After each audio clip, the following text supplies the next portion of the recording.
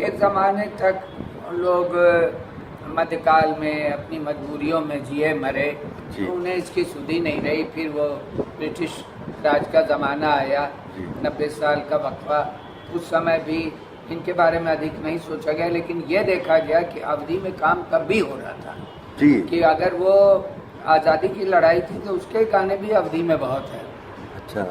हाँ, उसमें औरतें अलग गाती थी। वो एक तो आप जानते होंगे कि वो भाई आपके राम प्रसाद बिस्मिल वगैरह, तो सरफरोशी की तमन्ना हमारे दिल में है, देखना है जोर कितना बाजुए खाते थे। लेकिन वहाँ गांव में अपने अलग तरीके से था। सुराज लिए बिन दुख छूटे न हमार, मोर पिया मरी मरी खेतवा उगावे, मोर पिया मरी मरी खेतवा उगावे, माल पुआ खाए पूरी मेम के बता। अरे वाह वाह, क्या बात है, क्या बात है। दुख छूटा है हमार। तो ये बात जो आप पाएंगे ये बड़ी अनमोल है। जी जी जी। कि अवधि वहाँ भी खामोश नहीं है, अपनी बात कहती रही, जबान में कहती रही, बिल्कुल।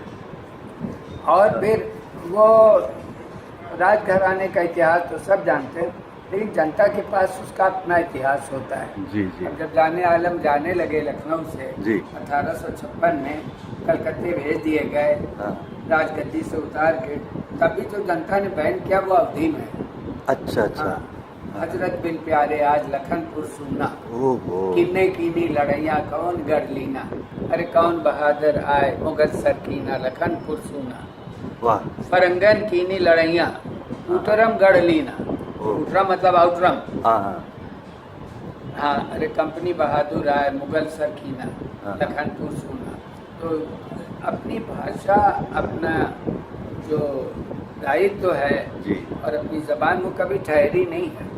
वो अपने बातों को जनता में पहुंचाती रही। अब ये एक अच्छी बात है कि नौजवान पीढ़ी जैसे आप, उसके हमारे लिए गर्व की बात है कि उसके प्रति एक तड़प जागी है सब में, और लोग कम से कम अपनी तमाम ये धरोहर सामने लाना चाहते हैं और साथ ही इस परंपरा को लेके जीना भी चाहिए। बहुत अच्छा।